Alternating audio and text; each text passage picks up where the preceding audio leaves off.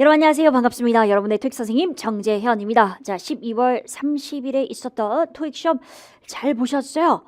시험 보시느라 고생 많으셨고요. 저는 12월에 토익 시험 총평입니다. 전체적인 평가 시작하겠습니다. 자, 근데 여러분 총평이요. 제가 항상 강조하지만 그냥 시험이 있었고 그 시험에 어떤 문제가 나왔고 전체적인 전반적인 평가를 한다라고 생각하지 말아 주시고 총평의 역할은 진정한 역할은 이것이다. 라는 거죠. 논란 문제. 말 많죠. 시험 보고 나면 원래 이게 정답이 A냐 B냐 막 서로 싸우고 말이 많습니다만 정답은 명확해요. 그 논리도 명확하고 여러분이 오답을 선택하는 사고하는 과정도 상당히 비슷합니다. 그래서 제가 뭐가 잘못됐는지 어떤 식으로 공부를 해야 되는 건지 알려드릴 거예요. 그래서 논란 문제를 얘기하면서 요즘의 트렌드는 이런 거다. 알아야 되잖아. 토익 시험에 나오는 출제 유형이 정해져 있지만 근데 트렌드는 또 따로 있는 거거든요. 최근에 요즘에 토익이 어떤 식으로 나오고 있는 건지 트렌드 잡아 드릴 것이고 그리고 연이어서 아까도 말씀드렸다시피 공부 방향까지 얘기하려고 해요. 상당히 괜찮은 총평이죠. 그래서 12월 30일에 있었던 우리 토익 시험에 관한 얘기를 전반적으로 하면서 이 모든 것들을 잡아보는 소중한 시간 가져보도록 하겠어요. 자, 우선 파트 5를 보면요. 난이도는 중 아니면 중하 정도로 얘기를 해야 하겠습니다. 특별히 어렵지 않아서 특히 요즘 계속 트렌드가 문법 문제가 너무 뻔하게 나와요. 만약에 이번 달이 유독 나 문법 문제 많이 틀렸다. 좀 어려웠다 하시는 분들은 문법이 많이 약한 거예요. 많은 사람들이 틀리는 그런 달에 문법을 또 많이 틀린다면 사실 그건 어쩔 수 없는 부분이 될 수 있죠. 난이도가 높았다라는 거니까. 하지만 이번 달에 문법 절대 난도 높지 않았습니다. 그래서 많이 틀렸다면 문법 부분 좀 더 강화해야 해요. 그리고 문법 문제가 좀 출제가 많이 됐습니다. 뭐 17문제가 나오는 게 특별하게 많은 경우는 아니에요. 18문제까지 나오긴 하니까요. 그래도 어휘 문제에 비해서 조금 출제가 많이 됐고 출제되는 유형 그리고 범위 똑같아요. 변함없어요. 자, 어휘입니다. 어휘 중에서도 특별히 이거 진짜 좀 낯설다 라고 하는 게 once in a while 이라는 표현이 정답으로 출제된 건 처음이에요. 이게 무슨 뜻이에요? 들어보긴 많이 들어보셨죠? once in a while. 무슨 말이야? 그지? 가끔씩. 뭐라고요? 가끔씩 이란 뜻이야. 그래서 그 정도 알아주시면 될 것 같고요. 나머지는 여러분이 틀렸던 문제를 중심으로 볼 텐데 제뉴인 혹시 이거 맞히셨어요? 진품의 진짜의라는 제뉴인이 사실 2005년도 12월에 나왔던 문제거든요. 똑같은 12월이긴 했어요. 그래서 사실 나왔던 이 단어들이 처음 나오는 느낌보다는 계속 뭔가 반복해서 나오고 있는 그런 느낌이다를 말씀드리면서 그래서 내가 토익 어휘 공부 어떻게 해야 된다고 얘기했어요. 어떻게? 기존에 나왔던 출제됐던 아이들을 먼저 학습해야 돼. 출제됐던 그 아이들이 어떤 아이들이에요? 내가 어떻게 알아? 어떤 나라가 정답으로 나왔는지 아닌지 어떻게 알아요? 그건 분석하는 선생님이 그죠? 저를 포함해서 여러분에게 토익을 알려드린 선생님들이 데이터를 가지고 알려드릴 거예요. 그걸 여러분이 소화하시면 되는 거죠. 그죠? 자료는 제가 다 드립니다. 시험에 뭐가 많이 나왔는지, 뭐가 적게 나왔는지, 무엇을 외워야 되는지 하나부터 열까지 다 말씀드립니다. 그럼 여러분은 그걸 따라서 그냥 외워주시면 된다라고 생각해요. 네. 자, 그렇다면 이제 하나씩 오답률 높은 문제와 공부 방향에 대해서 얘기를 해볼게요. 우선 106번 문제입니다. 이게 해석하는 문제였는데 still 계속해서 반복적으로 출제가 되고 있어요. 뜻이 뭐예요? 여전히란 뜻이죠. unclear, 불분명한인데 해석적으로 여전히 불분명하다도 말이 되지만 사실 우리가 오답을 선택하는 이유가 정답 단어를 몰라서인 경우도 있지만 사실 오답인데 마치 정답처럼 느껴서 즉 매력적인 오답 때문에 그 문제를 틀리는 경우도 상당히 많잖아요. 그 대표적인 경우 중에 하나가 멋지예요. 멋지가 무슨 뜻이야? 많이란 뜻으로 많이 불분명하다도 말이 될 것 같아서 얘를 정답으로 하신 분 손 들어봐요. 자, 근데 토익이 아주 전형적으로 출제하는 함정 수법이에요. 최신 수법도 아니야. 맨날 나오는 뻔한 거예요. 그래서 뻔한 것들을 뻔한 것으로 만들어주는 그런 공부가 필요하다는 거죠. 이상한 데서 헤매지 말고 진짜 시험에 나오는 것들을 정리할 필요가 있다는 거죠. 자, 그래서 우리 기본사회도 당연히 있습니다만 여러분 공부하고 있는 교재에서 진짜 다 나오고 있다는 거 알아요? 알아요. 그런 확신과 믿음이 있어야 공부가 좀 더 신나지 않을까요? 그래서 사실 최근에 나온 교재입니다. 제가 여다나라고 부르는데요. 여기서 다 나온다. 정말 웬만한 거 다 나오는 교재로 20일 속성 교재 0단계에서 새로 출간된 교재입니다. 혹시 이 교재를 공부를 하시는 분이 있으시다면 시작하신 분도 있으시죠? 100이 아니고 61페이지를 한번 펴보세요. 61페이지에 딱 나와 있어요. 의미적으로 많이 도움이 될 것 같지만 일반 형용사나 부사는 수식하지 못한다. 기억해 주시고 뭐라고? 머치가 절대 일반 형용사나 부사는 수식 못해요. 절대 못해. 뭘 수식해요? 비교급은 수식하죠. 그래서 비교급 앞에 정답이 될 수 있다라는 정도는 정리를 해줘야 되겠어요. 왜 항상 반복해서 나오는 남들은 헷갈려서 정답으로 선택하는 그 오답을 그대도 정답으로 선택하면 안 되는 거 아니야. 응? 그죠? 기억해 주시고요. 넘어갑니다. 110번입니다. 형용사 어휘 문제인데 가구를 수식하는 단어였어요. 그래서 원하지 않는 unwanted. 그러니까 이거 unwilling. unwilling도 뭐야? 뭔가 꺼려하는 원하지 않는 이라고 생각했다면 의미가 비슷해가지고 헷갈릴 수 있었고 실제로 수많은 학생들이 왜 unwilling은 답이 안 됩니까? 라고 질문을 하고 있어요. 근데 우리는 토익이 어떤 식으로 오답 보기를 교묘하게 헷갈리게 내린지 알고 분석해서 그 매력적인 오답 보기까지 정리하고 있는 우리는 이런 문제 따위 틀리지 않아, 흔들리지 않아, 헷갈리지 않아. 왜 그래요? 역시 20일 속성 같은 교재입니다. 61페이지에 딱 나와 있어요. 사람 명사를 수식하는 명사, 즉 어휘 문제를 풀 때 해석해서 문제를 푸는 게 맞지. 그러나 해석상 A도 될 것 같고 B도 될 것 같을 때 그때 헷갈리는 그 헷갈림을 없애주는 방법들을 그게 전략인 거죠. 제대로 전개해야 된다는 거죠. 그래서 교재에 이렇게 나와 있고요. willing, unwilling 다 마찬가지예요. 기꺼이 하는 이 뭔가 다른 사물 명사 꾸며서 될 것 같지만 그게 아니라 행동할 수 있는 뭔가 결정할 수 있는 주체가 기꺼이 뭔가를 하려고 하는 아니면 하지 않으려고 하는 unwilling 반대말이죠. 사람만 수식하는 형용사들. 근데 얘만 그런 게 아니라 다른 애들도 있다는 것이고 얘들이 토익 시험에 정답 혹은 오답 보기로 반복해서 나온다라는 거죠. 그걸 정리한 리스트가 교재에 있잖아. 정리한 리스트가 교재에 있는데 이거 공부하면 안 돼. 이것만 하면 되는데 그죠? 이것부터 먼저 하자. 그래요.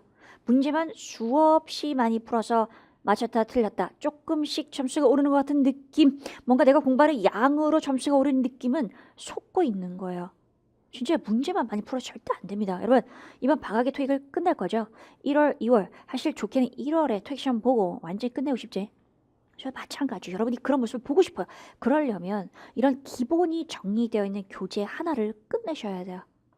진짜예요. 문제 풀이로만 해결되는 거 아니에요. 좋습니다. 자, 그 다음 사실 이 문제는 제 생각에 좀 낯설긴 하지만 많이 틀리지는 않았을 것 같은데 그래도 낯설어 하신 분들이 꽤 있어서요.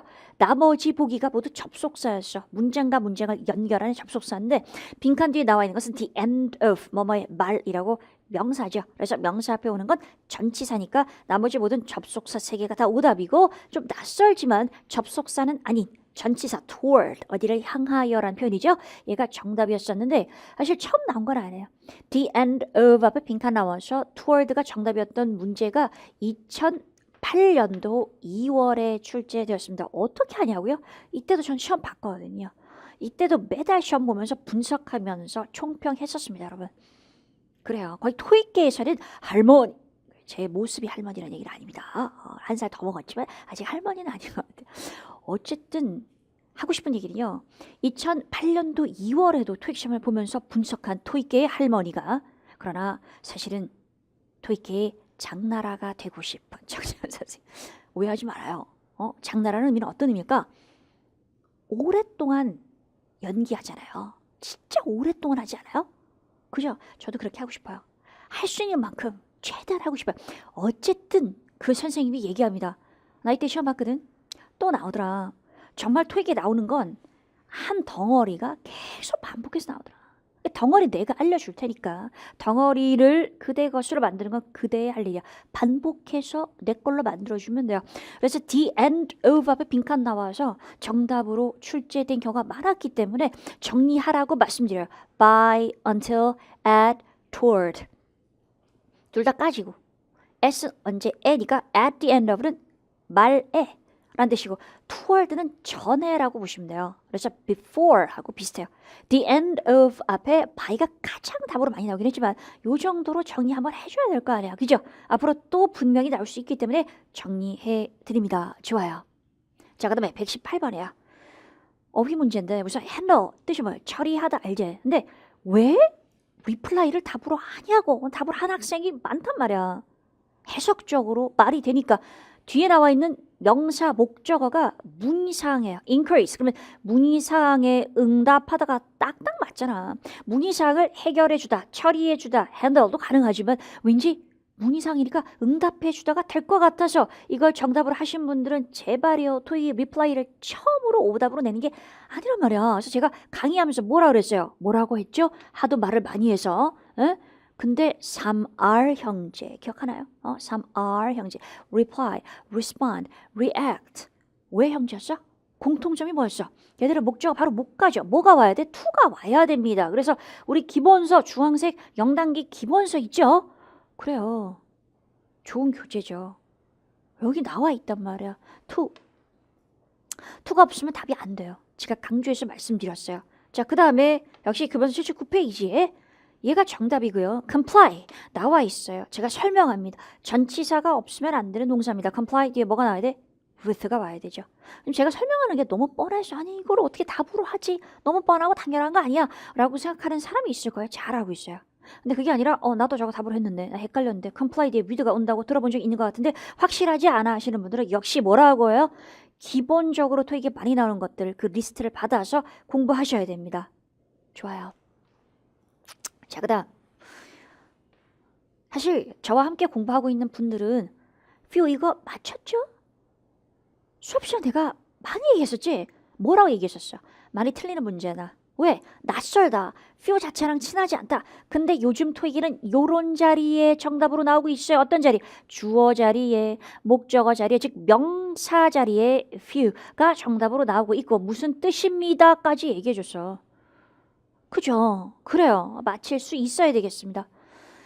neither는요. 둘 다 아니다요. 그래서 얘도 부정하긴 하지만 퓨하고 차이가 neither가 정답 되려면 앞에 뭐가 나와야 돼? 둘이라는 의미의 명사가 나와야 돼요. 근데 앞에 나왔던 명사는 many였어요. 많은 사람들, 많은 것들이란 뜻이죠. 둘이 아니잖아요. 그래서 neither는 답이 될 수 없어. 알겠지? 기억해주고. 퓨는 무슨 뜻이야? 거의 없다. 거의 없다 라는 뜻으로 해석 아셔야 되겠고요. 어떤 자리에 올 수 있다고? 형용사로 당연히 퓨가 뒤에 나오는 명사 수식하지. 하지. 그지? 그러나 뭘로 쓸 수 있다고? 명사.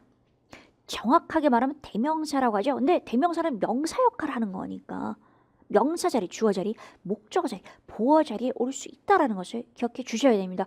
자, 그래서 역시 기본서 150페이지에 주어 자리 빡! 똑같잖아. 주어 자리 빡! 그죠? 올도가 이번 시험에서 두 문장을 연결했다면 그러나라는 의미의 똑같은 의미잖아요. 문장 연결하는 문제 기본서에서 우리 함께 풀었습니다. 그래서 주어 자리고 정답은 퓨가 되는 거였죠. 가득 찼지만 그러나 구매한 사람은 거의 없었어 라고 해석되는 부분 혹시 틀렸다면 이 문제 다시 한번 풀어봐 주시면 좋겠습니다. 왜? 지금 틀린 건 어쩔 수 없어. 어차피 지나간 시험이에요. 지나간 시험을 다시 한번 정리하는 건 앞으로 또 나올 수 있다는 점 제가 여러 번 강조한 게 뭐였어요? 옛날 토익은 안 그랬다. 옛날 토익은 이번 달에 낸 문제 몇 달 후에 냈다. 사실 몇 달 후라고 할 수도 없어요. 적어도 1년이 지나고 나서 냈는데 요즘 토익은 바로 지난달에 냈던 문제 또 낸대. 똑같이 반복했어. 한 2개월 전에 3개월 전에 냈던 문제 또 낸다라고 얘기했어요.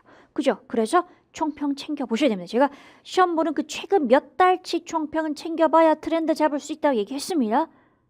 총평은 항상 쭉 깔려 있으니까요.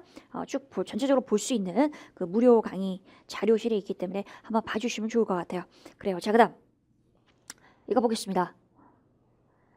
영향이라는 명사를 꾸미는 형용사인데 역시 해석만으로는 안 풀리는 문제도 있다는 거예요.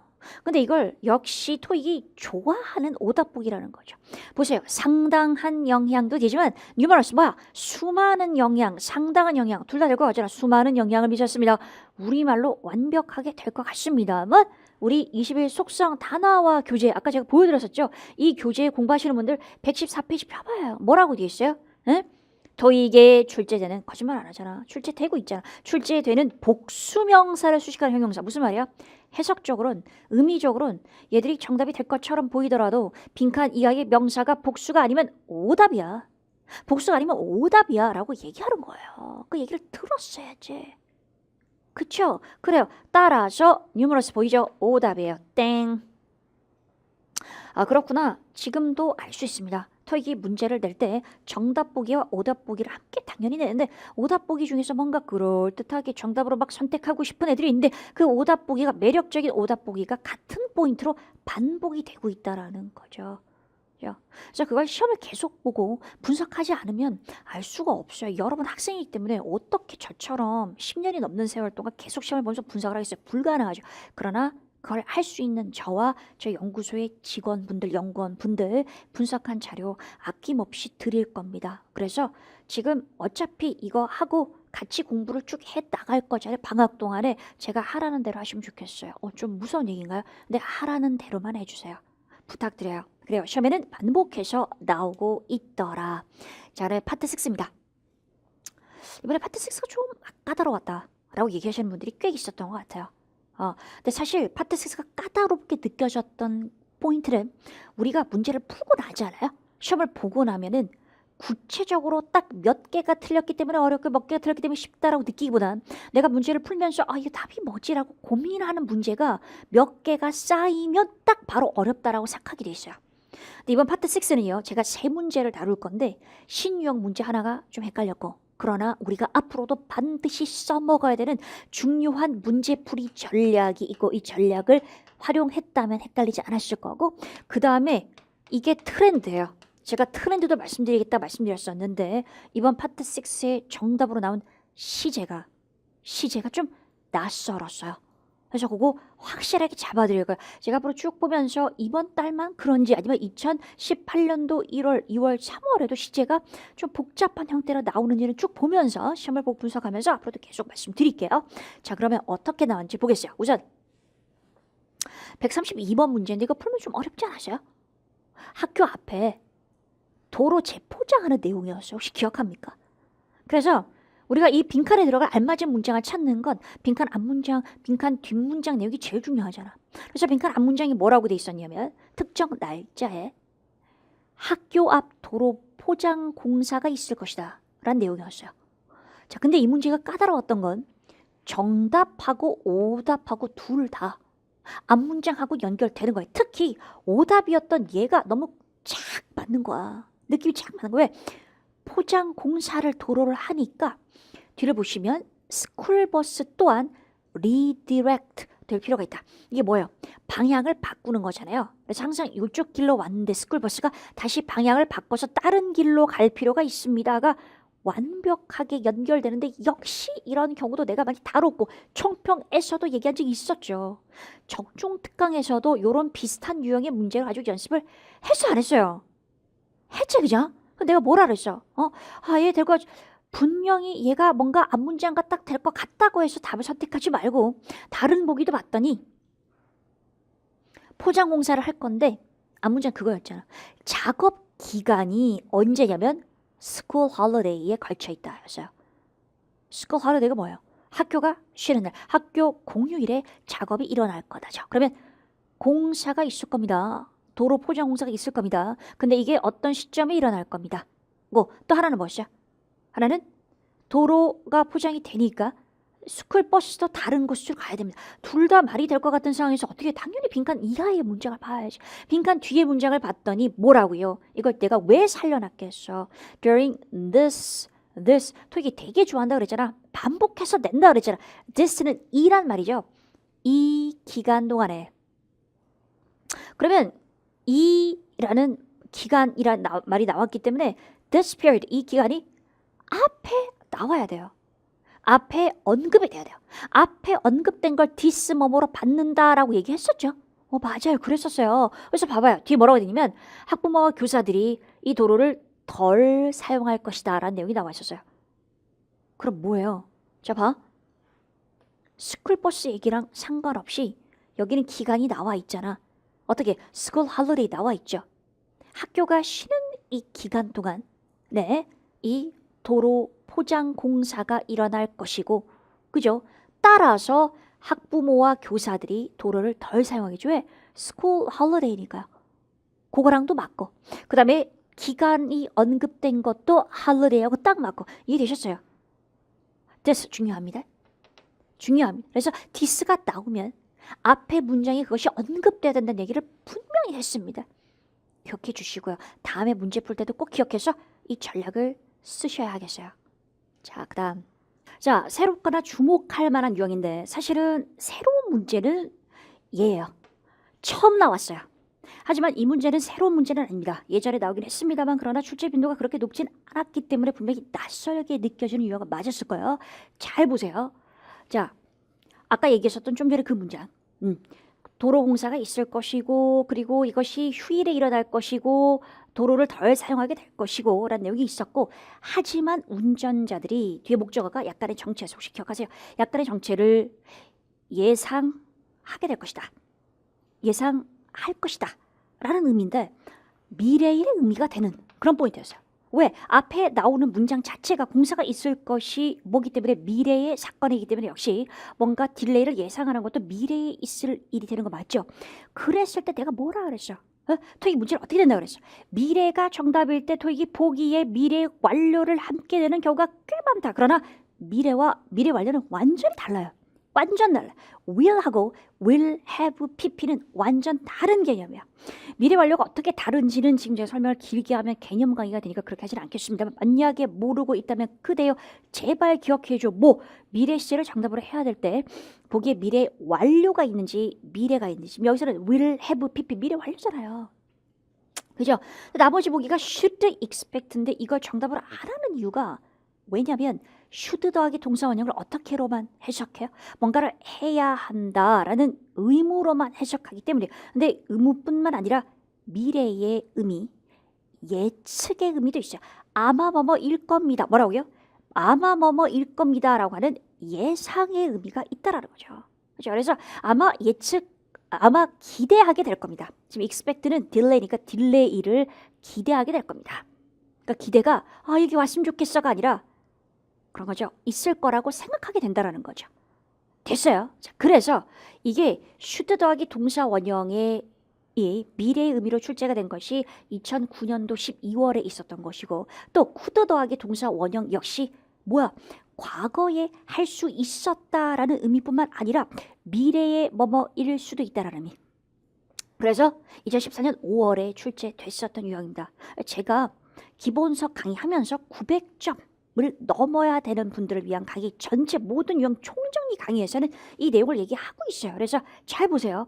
내가 700점, 800점만 되면 되는 분들하고 900점을 넘게 되는 분들하고 공부하는 범위가 달라져야 돼. 방법이 달라져야 되는 거거든요. 자, 그래서 900을 넘게 되시는 분들은 이런 부분들을 한번 정리를 깔끔하게 시험에 나오는 약간 어렵고 까다로운 형태의 시제도 정리를 해 주셔야 될 것 같아요. 자, 그 다음 이거 처음 나왔어요. 택시비 처음 나온 형태입니다. should have pp가 정답으로 나온 건 처음 있어요. 여러분 뜻을 말해볼까요? 어떤 뜻이에요? 두 가지 뜻이 있어요. 아마 이거 토익 수업 시간에는 그렇게 누가 강조해서 강의를 하지는 않았을 거예요. 왜냐하면 지금까지 출제된 적이 없기 때문에. 근데 일반적으로 영어 강의할 때는 항상 나오는 것이 should have pp죠. 무슨 뜻이에요? 어떻게 배우셨어요? 뭐뭐 했었어야 하는데 의 후회의 의미죠. 그죠? 거기 갔었어야 됐는데 뭔가를 먹었어야 된다 라는 얘기는 안 했다라는 의미예요. 그래서 후회의 의미예요. 근데 1번의 의미도 있고 2번의 의미도 있는데 사실 우리가 1번을 보통 많이 배우거든요. 2번은 거의 배우지 않아요. 2번은 어떤 뜻이냐면 뭔가를 쉐르피피 뭔가를 했었음에 틀림없다라는 뜻이 있어요. 처음 들어보시죠? 그죠? 뭔가를 했었음에 틀림없다라는 과거에 있었던 일에 대한 확신은 must have pp로 쓰는데 should have pp도 2번의 의미가 있다라는 거예요. 이건 제가 적중특강 파트 7 강의하면서 한번 얘기한 적이 있었습니다. 그런데 이 2번의 의미로 출제가 됐어요. 그러니까 둘 다 알아줘야 될 것 같고 뭐라고? should have pp가 뭔가를 했었어야 했는데 하지 않았다라는 후회의 의미도 있지만 뭔가를 했었으면 틀림없다라는 과거에 있었던 사실에 대해서 확신하는 의미로도 쓴다라는 거죠. 좀 어렵죠, 그죠? 낯설죠. 그러니까 또 시험에 바로 나올 수 있어요. 기억해줘요. 두 가지 의미가 다 있어요. 알겠지? 좋아요. 만약에 적중특강이 그때 나의 그 얘기를 듣고 이 문제를 맞췄다면 난 얼마나 기쁠까? 난 진짜 기쁠 것 같아요. 혹시 그러신 분이 있으시면 저한테 좀 알려줘요.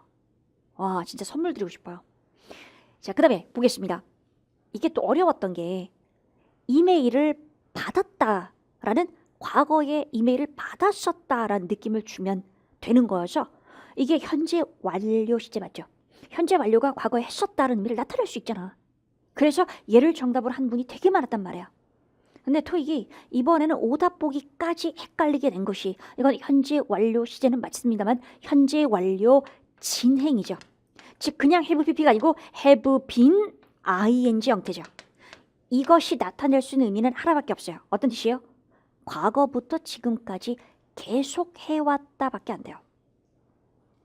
그래서 하나의 이메일인데 그 다음에 뒤에 on it, 그것에 라고 해서 이메일을 받는 건데 그 하나의 이메일을 계속 받아왔다. 이메일을 계속 받아왔다라고 할 수 없다라는 거죠. 그러면 여러 개의 이메일이 되는 거잖아요. 여러 개의 이메일이 아니고 뭐라고? 그것에 라고 딱 단수로 나와 있었기 때문에 한 개의 이메일임을 알 수 있기 때문에 having ing 계속해서 뭔가를 해왔다는 의미적으로 맞지 않는다. 이게 정답이 되버리면 이메일을 여러 개를 받았다가 되기 때문에 논리적으로 연결이 안 된다는 것이 포인트예요. 설명 자세하게 했습니다, 여러분. 그래서 봐요. 이게 앞으로 계속되는 트렌드가 될지 아니면 이번 달의 특성일지는 제가 앞으로 한두 달 정도 시험을 더 봐야 말씀을 정확하게 드릴 수 있을 것 같아요. 그러나 지난달까지는 그런 모습이 없었습니다만 만약에 900점을 확실히 넘겨야 되는 완전 고득점을 원하시는 분들이 있으시다면 특시험에 출제가 되고 있는 시제의 까다로운 형태도 정리해 달라는 얘기를 다시 한번 부탁을 드리도록 할게요. 좋아요. 자, 그 다음 이제 파트 7 넘어갑니다. 파트 7은 그렇게 만만하게 안 나오고 있어요, 요즘에. 그죠? 제가 그래서 매달마다 어떤 게 나왔다, 어떤 게 어려웠다 이렇게 말씀을 드리고 있는데 이번 달에도 한 3문제 정도 잡아서 말씀드리면서 여러분이 왜 틀리는지 사실 어떻게 보면 실수인데 왜 오답을 선택하고 그 오답을 피하려면 어떻게 해야 되는지를 강조해서 그걸 중점적으로 설명을 드려볼게요. 자요. 일하는 사람들이 왜 오냐? 뭘 하러 오느냐? 네. 단서가 roof leak이었어요. 지붕이 샌다는 거지. 그럼 뭐가 정답 돼야 돼? 지붕을 고치러 온다가 정답이 돼야 되는데 많은 학생들이 지붕이 샌다라는 것은 파이프에 문제가 생겨서 파이프가 새니까 그래서 지붕이 새는 거 아니야 라고 생각해서 정답을 to fix pipes 한 사람이 왜 이렇게 많아요? 그러니까 리크하고 파이프를 바로 연결하는 것 같아요. 리크하면 바로 파이프가 아니에요, 여러분. 정확하게 나와 있는 요 부분만을 가지고 답을 맞춰야지 거기서 한 단계 두 단계 더 들어가서 뭔가 덧붙이고 상상하게 되면 틀린다. 이걸 가지고 한번 한 1분 정도 생각해봐요. 지붕에 릭이 생겼다. 지붕이 샌다라는 것은 그것은 안에 도대체 정확하게 어떤 문제가 있어서 지붕에 문제가 생긴지 알 수 없다라는 거죠. 그럼 어쨌든 지붕의 문제니까 지붕을 고친다가 맞다라는 거지. 상상해서 연결하지 말자. 1번 포인트예요. 그죠? 좋아요. 자, 그 다음 이거 되게 질문 많았어요. 근데 이 문제를 왜 틀린지 알아요? 혹시 이 문제 기억해요? 문제 푸신 분들? 뭐라고 돼 있냐면 입주민에게 제공되는 것이 뭐냐고 단서가 컨퍼런스 룸이고 그래서 정답은 locations for meetings고 회의 장소라서 둘을 연결하는 거 어렵지 않았어. 근데 많은 학생들이 이걸 정답으로 선택했단 말이에요. 이거 정답으로 선택한 거 혹시 기억나요? 물론 이걸 답으로 했으면 참 좋겠습니다만 혹시 얘 오답인데 정답으로 선택했다면 그대로 문제를 어떻게 풀고 있냐면 단서 부분을 찾아가. 그러면 단어가 A, B, C 이렇게 연결되어 있잖아. 그러면 단어만 보는 거야. 보기에 단어들이 이렇게 나와 있으면 요것만 그냥 딱딱 보고 있네. 그 단어 보이는 단어를 정답으로 선택하는 거야. 근데 사실은 이 지금 오답 보기인 얘 앞에 어떤 말이 있었냐면 public park 안에 있다 라고 돼 있었어요. 즉 이 입주민, 그 커뮤니티 이내에 있다라는 내용이 아니었어요. 단서가 보이는, 보기 있는 단어가 보이는 그 부분에 뭘 읽어야 돼? 문장을 읽어야 돼요, 여러분. 문장을 읽게 되면 그 나와 있는 눈에 탁 들어오는 그 단어가 정답의 정확한 단서인지 아니면 그 단서로 보이는 그 단어 앞에 다른 단어가 붙어서 오답이 되는 건지를 알 수 있다는 거죠. 그죠? 그러니까 A냐 아니면 A 근처냐라는 것은 완전 다른 문제잖아요. A를 하셔야 되는데 A가 아니라 A 근처에 있다라는 것을 보게 되면 오답 처리할 수 있어야 되는데 그거를 못 보는 것이 문장을 읽지 않고 단어만 띵띵띵 이렇게 나열된 것을 보기 때문이에요. 뭔 말인지 알겠죠? 그래요. 제발 단서가 되는 그 부분에 문장을 읽어야 된다. 그걸 말씀을 드리고 싶었고요. 자, 그다음에 이겁니다. 이것도 왜 틀렸냐면 사실 논리는 잘 따라갔는데 문제를 잘못 읽었지. 문제가 뭐냐면 책상에 추가해야 할 정보, 추가될 정보가 뭐냐라고 물었어요. 근데 많은 학생들이 벌써 된 정보, 추가될 정보라는 건 아직 추가가 안 돼 있다, 빠져 있다라는 거고 추가가 된 거라는 건 벌써 돼 있다라는 거잖아요. 그래서 연계 문제였죠. 지문 1에는 뭐라고 돼 있었냐면 기억나십니까? 이 단어 중요합니다. dimension은 치수란 뜻이에요. dimension하고 size 연결할 수 있어야 돼요. dimension 모르는 사람 꽤 있었을 거예요. 기억해 주시고 요 치수하고 그다음에 재료 언급이 빠져 있는 게 있다라고 돼 있고 데스크에는 뭐야? 재료 정보가 없다라고 돼 있었고 그럼 없는 거니까 어떻게 되는 거예요? material이 되는 것이 맞죠? 왜? 추가되어야 할 정보니까. 그래서 문제를 읽을 때 역시 단어만 보는 것이 아니고 단어를 연결해서 내 마음대로 문장의 뜻을 만들어내지 말고 문장이 정확한 벌써 됐는지 될 건지를 구별해서 읽어줘야 된다 라는 게 핵심이에요. 그래요. 좋아요. 자, 그럼 보겠습니다. 이 문제도 되게 질문이 많았던 것 같습니다. 연계 문제였죠. 통계학 수업을 할 것 같은 장소는 이라고 돼 있었는데 첫 번째 나왔던 이 지문 첫 번째가 뭐였어요? 어떤 학생이 문의한 거였죠. 근데 통계학 수업을 제가 앞으로 들을 거다라는 내용이 있었고 그리고 중요한 건 자기가 신입생이다라는 내용이 딱 나와 있었어. 그 다음에 두 번째 지문에서 있었던 게 아니 세 번째 지문이죠. 세 번째 지문에 나와 있었던 것이 왜 랩이 4개가 나와 있었잖아요. 랩 4개 중에서 어떤 거? 사실 통계학을 가르치는 수업이 뭐다라는 내용이 직접적으로 나와 있진 않았어요. 통계학이란 말이 여기 없었어요. 그지? 근데 중요한 건 통계학 수업을 어디서 가르치겠냐니까 통계학과 연결되어 있는 정보를 하셔야 되는 것이고 통계학과 연결되어 있는 것은 이 학생이 신입생이라는 것이고 그래서 신입생과 연결된 the first year 이라는 말이 나와 있는 그죠? 첫 번째 해의 수업들이니까 바로 신입생들을 위한 수업이 되는 거 아니야.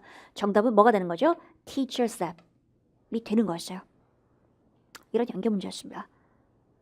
혹시 포인트가 기억하십니까? 요 포인트가 기억나서 그대로 문제를 풀어주시면 좋겠네요. 여러분 제가 지금 몇 달째 계속 이어서 트리플 지문을 가지고 적중특강을 하고 있습니다.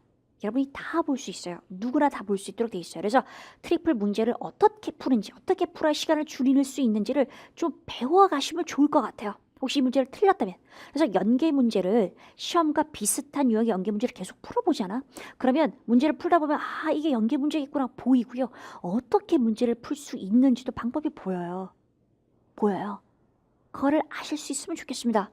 좋습니다. 저는 이렇게 해서 총평을 마무리하기 전에 잊어버릴 뻔했네요. 동의어를 빠뜨릴 뻔했어요. 항상 제가 동의어는 챙겨드리잖아요. 반복해서 나올 수 있으니까요. 반복해서 또 나왔잖아요.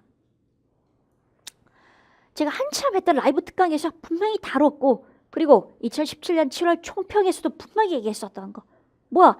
draw란 단어하고 attract하고 그 다음에 sketch하고 오답까지 다 미리 말씀드렸었어요. 계속 반복돼요. 뭐도 동의어도. 그러니까 기존에 나왔던 거를 먼저 공부해줘야 돼요. 그래서 고객을 draw 끈다라는 것은 attract 한다라는 거지 sketch 그린다는 얘기가 아니잖아요. 앞으로도 나온다는 얘기다. 또 나왔으니까요. 그죠?